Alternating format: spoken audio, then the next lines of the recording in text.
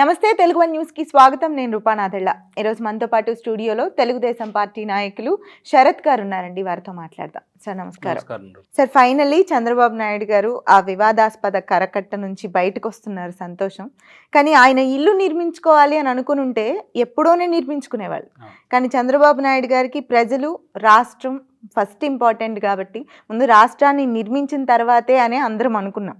So ఇప్పుడు సడన్గా ఒక దశాబ్ద కాలం పాటు అక్కడ ఉన్న ఆయన బయటికి రావడాన్ని ఏదైనా సంకేతం ఇస్తున్నారు ప్రజలకి అని అనుకోవచ్చా? అంటే ఇన్నాళ్ళు రైతులు, పెట్టుబడిదారులు అందరూ ఒక డౌట్తో ఉన్నారు, ఇక్కడ రాజధాని అవునా కాదా అన్నది.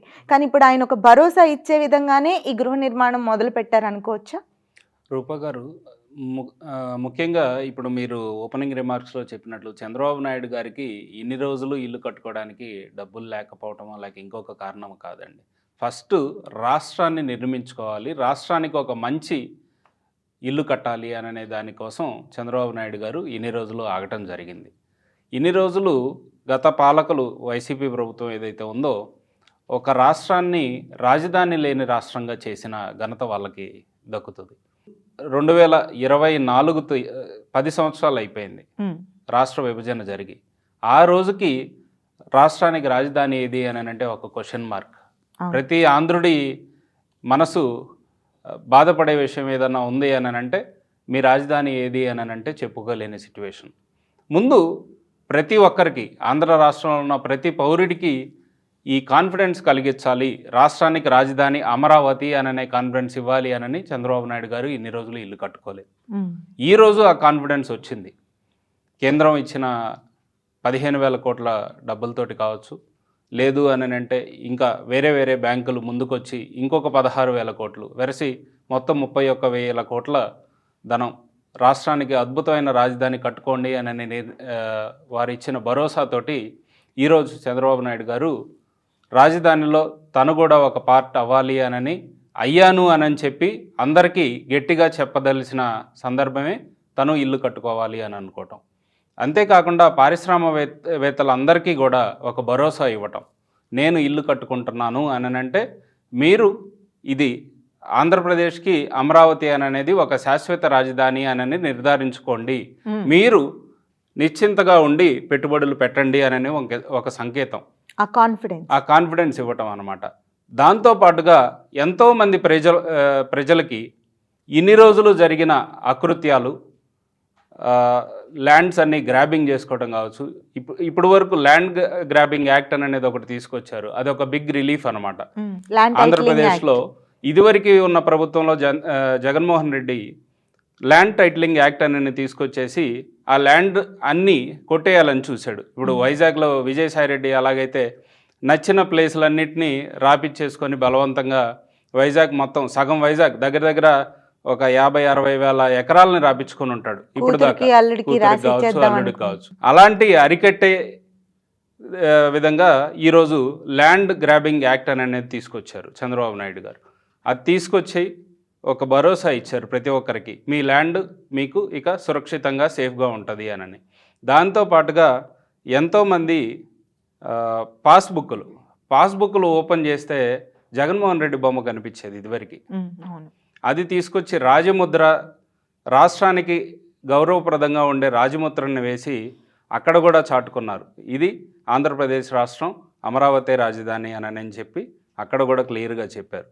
శాండ్ విషయంలో కావచ్చు, లిక్కర్ విషయంలో కావచ్చు, ఎంతమంది ఎన్ని ఇబ్బందులు పడ్డారు గత 5 సంవత్సరాల్లో అనేది మనం చూస్తున్నాం. ఈ జే బ్రాండ్స్ అనే వాటిని కంప్లీట్గా తీసేసేసి అన్ని రాష్ట్రాల్లో దొరికే మద్యాన్ని ఆంధ్రప్రదేశ్లో కూడా అందుబాటులో ఉంచేటట్లుగా తీసుకొని అక్కడ ఒక పెద్ద రిలీఫ్ ఇచ్చారు ప్రజలందరికీ. ప్రతి సమస్యని పరిష్కరించుకొని వస్తూ ఇప్పుడు ఒక స్థిర నివాసం ఏదైతే ఉందో దాన్ని ఏర్పాటు చేసుకొని రాష్ట్రానికి, ప్రజలకి, అందరికీ గట్టి మెసేజ్ ఇవ్వడానికి చంద్రబాబు నాయుడు గారు తీసుకున్న స్టెప్ ఇది. నిర్ధారించేశారు అమరావతి రాజధాని. ఖచ్చితంగా అండి.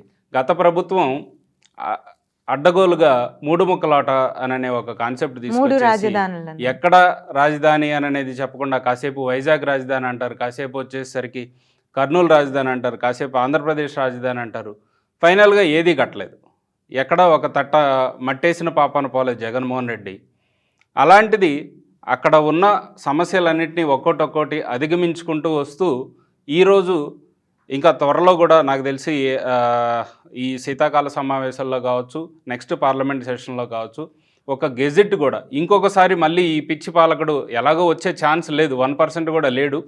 మళ్ళీ జనాలు జగన్మోహన్ రెడ్డిని నమ్మేది లేదు, ఆయన మళ్ళీ ఇంకొకసారి రాష్ట్రానికి అధినేత అయ్యేది లేదు. అదేంటి సార్ అలా అంటారు? ఆయన రీసెంట్గా నాకు శాల్వా కప్పాలి, నాకు ఏదైనా అవార్డు ఉంటే ఇవ్వాలి, మంచి చేసే వాళ్ళ మీదే రాళ్ళేస్తున్నారు అని ఆయన చెప్తుంటే మీరు ఈ 6 నెలల్లోనే అతను ఎంత మంచి చేశాడు రాష్ట్రానికి గత 5 సంవత్సరాలు అనేది ఒక్కొక్కటి వెలికి తీస్తుంటే విస్తుపోయే విషయాలు బయటకు వస్తున్నాయి.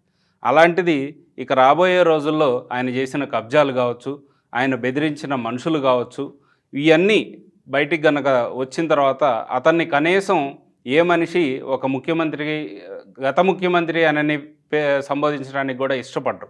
అంత చేదరించుకునే స్థాయికి దిగజారటం అనేది ఖచ్చితంగా చెప్పగలను. సో అతనికి రాజకీయ భవిష్యత్తు అనేది 2029కి అనేది ఉండదు. ఎందుకంటే ఆ టయానికి చంద్రబాబు నాయుడు గారు అమరావతిని ఒక రాజధానిగా చేయటమే కాకుండా కంప్లీట్గా రాజధానిలో ఉండాల్సిన బిల్డింగ్స్ కావచ్చు, ఇన్ఫ్రాస్ట్రక్చర్ కావచ్చు, రైల్వే ప్రాజెక్ట్స్ కావచ్చు, మెట్రో కావచ్చు, వీటన్నిటినీ కూడా తీసుకొచ్చి ఒక శాశ్వత రాజధానిగా గవర్నర్ లేదా ప్రెసిడెంట్ ఆఫ్ ఇండియా దగ్గర నుంచి గెజెట్ ఒకటి తీసుకొస్తారు, ఇదే శాశ్వత రాజధాని అని. ఒక్కసారిగా అది అయిపోయింది అని అంటే వైసీపీ ప్రభుత్వానికి, జగన్మోహన్ రెడ్డికి రాజకీయంగా వాళ్ళు ఇక సన్యాసులైనట్లే. సో ఫైనల్గా చంద్రబాబు నాయుడు గారు శాశ్వత నివాసాన్ని అక్కడ ఏర్పరచుకోవటం ద్వారా ఇంకా ఫైనల్గా రాజధాని అమరావతి అని నిర్ధారించేశారనమాట. అవునండి. Right sir, thank you.